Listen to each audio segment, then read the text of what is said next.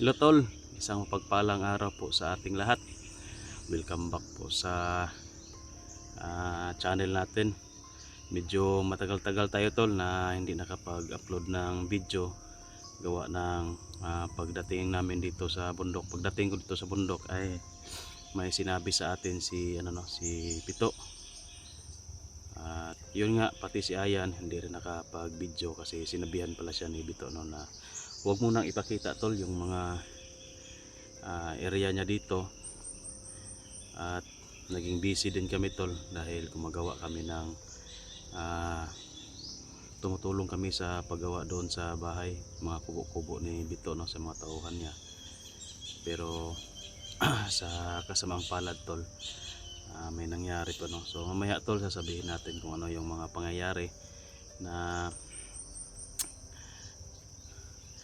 nangyari po dito no sa area. O bago ang lahat tol, shout out muna tayo sa mga admin natin no. Pinakauna yung mga admin natin na nag-aabang sa mga video ko na wala tayong upload no. Pasensya na po kayo. At yun, pinangunahan po no ng head admin natin, Ma'am Daphne, Ma'am Rosny, Ate Salubi, Ma'am Jocelyn, Ma'am Leah, Ma'am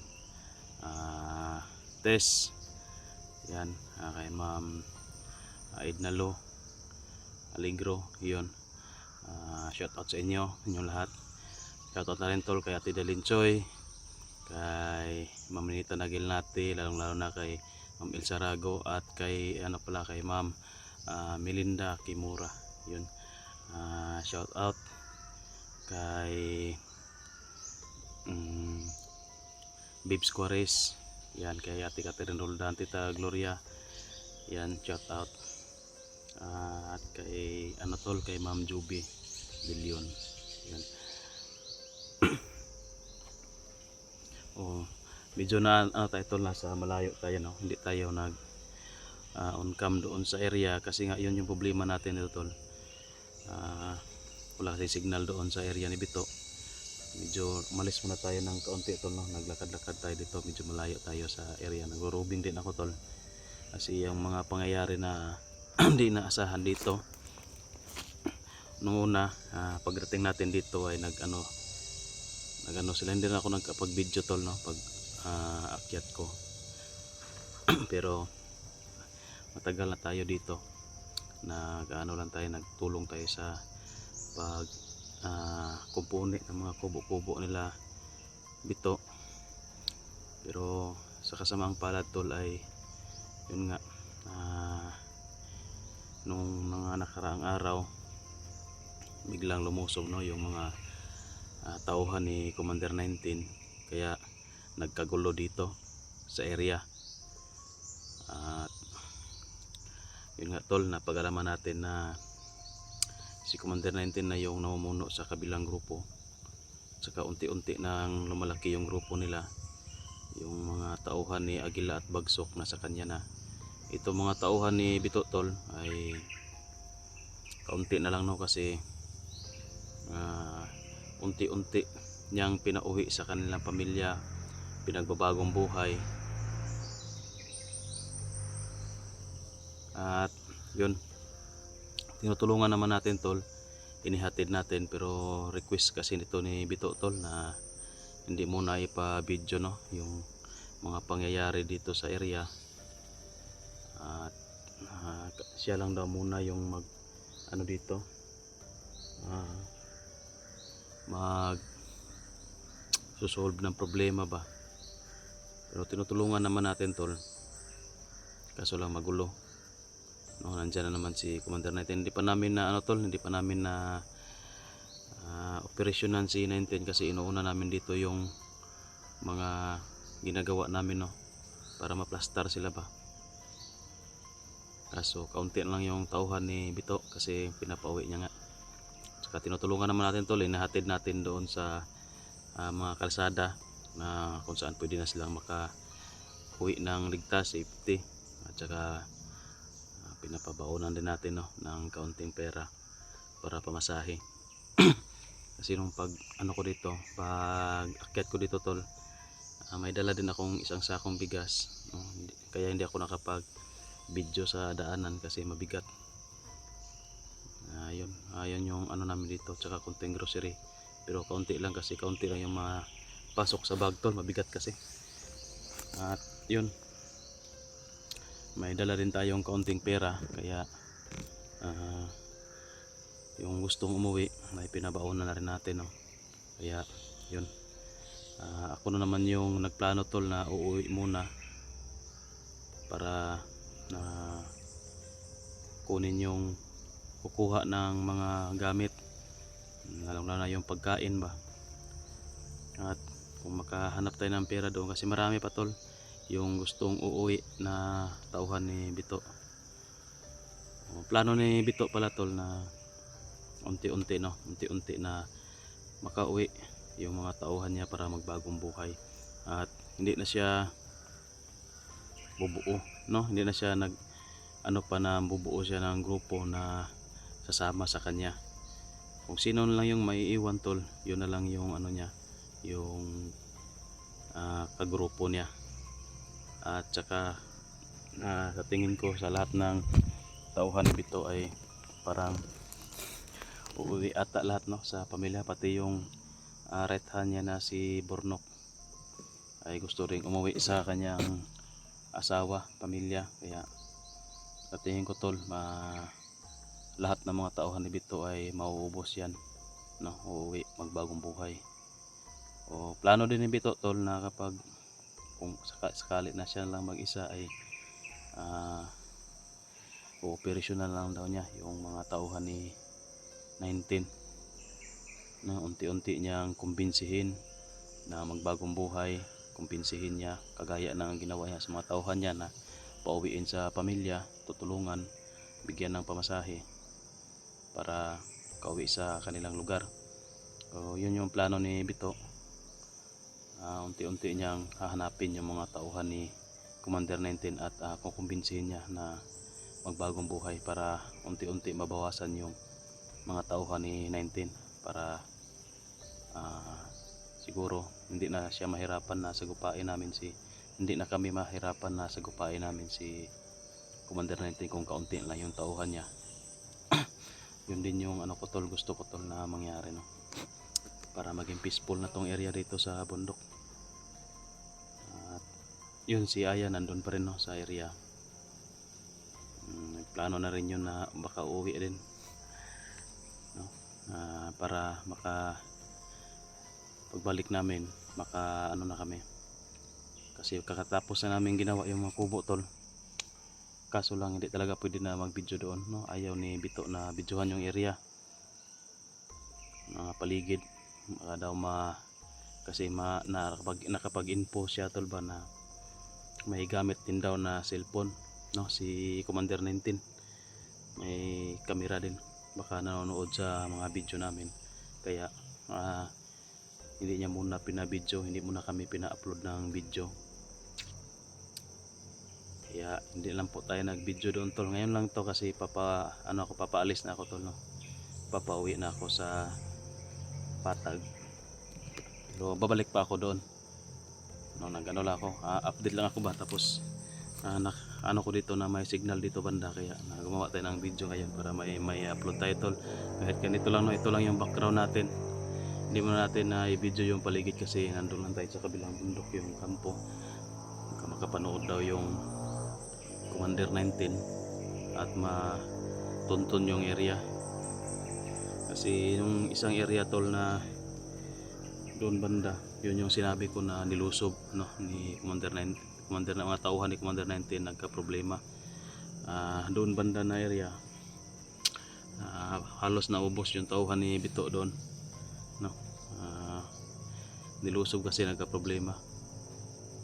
Kaya alerto ngayon yung mga tauhan ni Bito. Dito dyan may nagbabantay dyan banda, dito din.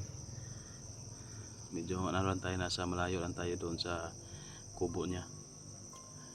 At paalis na rin ako tol, doon ako banda, dadaan na papunta doon para makaalis tayo na safety. Babalikan lang natin kaunti yung yung magpaalam lang tayo ng magpaalam tayo ng maayos kay Bito.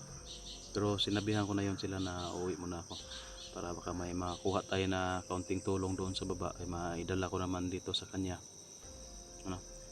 Yung sinabi ni Bito tol na pwede siyang kapag maubos na yung yung mga tauhan niya dito, mapauwiin niya lahat. Siya na lang mag-isa. Sino lang yung gustong sumama sa kanya, yun na lang. Pwede na kaming makapag video doon, no? Wala kaming inaalala kasi kung ngayon tol ma-upload natin tapos malaman ni Commander 19, delikado, marami pa kasing tauhan niya dyan, baka maubos din yan tulad ng nangyari doon nung nakaraang linggo. Kaya yun, update lang natin to tol sa atin, no?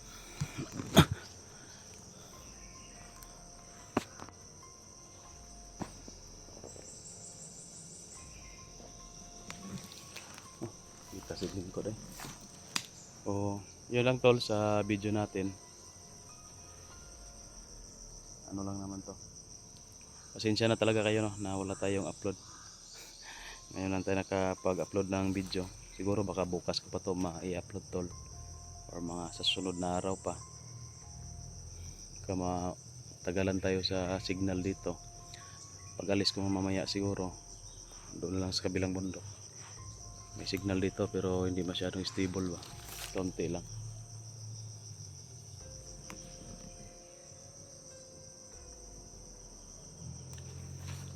So doon banda tol, may ano din doon.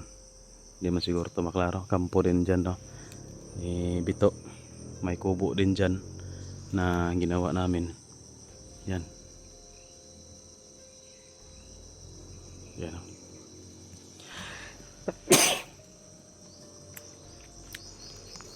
Dito din banda may kubo din para maayos yung tulugan ba. May mga nakolekta din naman si Bito na mga sa dating mga lumang kubo ba na kinuha na niya ng hero, yung bubong kinuha niya at naggawa siya ng bagong kubo para yun yung ibubong tol.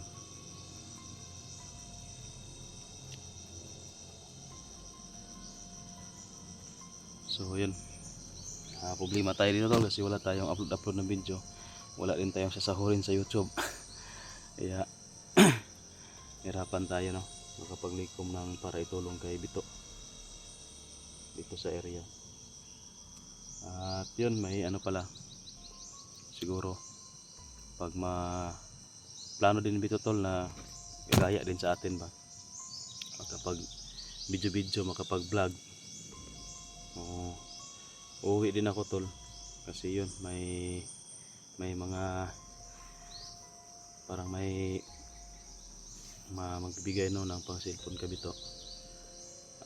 Kukunin natin at baka pagbalik ko makapabili na tayo ng cellphone niya pang vlog, no? I-set up ko lang, gagawin ko na lang ng channel para pagpunta ko dito ay diretso na siya, no, mag video tapos mag upload ng video diretso na. Kasi kung dadalhin ko dito tol yung bagong bukas pa lang, nasa karton pa, walang wifi dito, hindi tayo maka set up ng channel niya, hindi tayo makagawa. Kaya bibili na ako doon kapag makauwi ako, kumukuha ko yung pera pambili ng lang yun, yung mamurahin lang na cellphone tol, hindi kagaya itong sa atin na medyo mahal at medyo klaro yung camera na malinaw.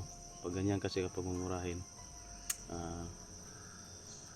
medyo blurred kasi yung camera, tsaka medyo magalaw siya, no? Yung mga nanonood sa atin na medyo may diferensya na sa mata, talagang sasakit yung mata nila. Hindi kagaya sa cellphone natin na okay to kasi may stabilizer siya, hindi siya medyo kurog, malinaw talaga siya kahit na ganon, hindi masyadong masakit sa yung mga ganon na cellphone. Kapag konti mo lang ganyan masakit na sa mata, pero ayos lang yan, at least may panimula na siya na video. Magaganahan siya tol, no, magaya sa atin mag-explore dito sa bundok. So may kasama na tayo sa exploration kasi yung kasama ko ngayon si si Aya na lang, no, si Otol Range medyo busy din, hindi din masyadong naka-explore. At Si Art wala naman, yung iba wala tayong mga kasama nito tol. Si Ayan na lang talaga. Kung magpapag-vlog yan si Bito, so ayos yan kasi may kasama na tayo sa exploration. Mangyayari lang yan tol kapag pauwiin niya lahat ng tauhan niya. Yun naman yung talaga yung plano niya, no? At saka yan din si Commander 19 ay paplanuhin din namin yan na dadaliin din namin yan kasi nagmamalabis na yan dito sa bundok. Marami nang gumagaya na ba kay Agila at Bagsok. Hindi pa namin alam tol kung saan yan si Commander 19 naglulungga ngayon, no? Kasi na busy kami dito sa area ni Bito na gawa ng mga bahay, kubo. So, kahapon lang kami natapos. Hindi rin pwede talaga i-video.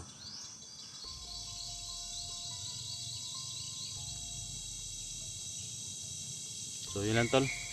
Maraming salamat po sa inyong panonood, no. Pasensya na po talaga. At ngayon lang tayo nakapag-video. Siguro nawala na ng gana yung mga ibang taga-suporta natin, no, na manood. Pero ayos lang. Importante naman dito na ma-secure natin, ma-safety natin yung mga tauhan ni Bito at saka yung area niya para hindi malusob ni Commander 19, no? Kung sakasakali na mag-operation na kami kay Commander 19 tol, ay safety sila dito na maiwan, no? Kasi hindi nila alam. Matinik din tong si Commander 19 kasi pinaimbestigahan ni Bito. May mga tauhan siya na pinamonitor doon sa mga area. Wala din doon tol. Hindi din nila nakikita yung kung saan naglulungga si Commander 19. Kaya parehas lang sila ng isip ni Bito, no? Ayaw din ni Bito na mabulabog tong area niya para hindi matuntun agad ni Commander 19. Baka bigla ba na lulusubin, lalo na kapag i-timing tol na wala si Bito, wala kami, lulusubin yung mga tao niya. Kaya nung nangyari noong isang linggo doon sa kabila, wala kami doon. Yun, nilusob, nakukumpos lahat yung tauhan ni Bito doon. Mga 6 na tao ni Bito na nakaano doon sa kabilang kubo, naubos.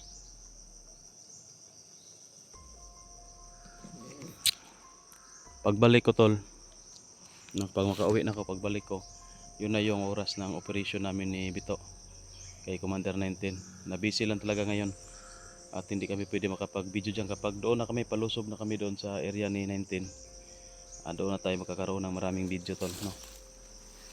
Sakasakali na makapag-video din si Bito, so marami na kayong panonoorin na mga video namin. So yun lang tol, maraming salamat po sa inyong panonood, no, sa video natin. At ingat kayong lahat tol, God bless. Sana abang-abangan lang kayo sa mga next video natin tol. Bye bye.